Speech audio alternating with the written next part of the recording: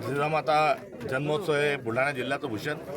छत्रपती शिवाजी महाराज आणि जिजामाता हे जिल्ह्याचं, महाराष्ट्राचं, भारतातच नव्हे तर एक जगाचं वैभव आहे. आणि बुलढाणेकरांना शिवायचं सौभाग्य मिळालं की ते मात्र तिथं बुलढाणा जिल्ह्यात आहे.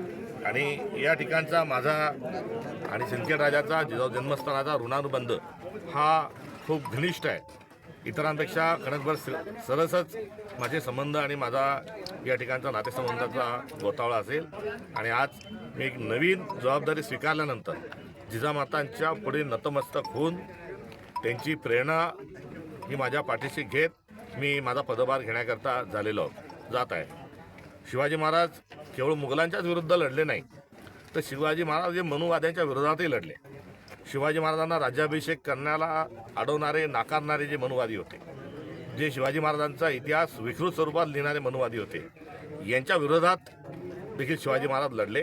आणि आज दुर्दैवाने ही जी मनुवादी मंडळी आहे, ज्यांनी शिवाजी महाराजांसारख्या आपल्या वैभवाला, स्वाभिमानाला नेहमी कुठे ना कुठे डागाळण्याचा प्रयत्न केला, या सर्व मंडळींच्या विरोधात आगामी काळात काँग्रेस पक्ष लढेल.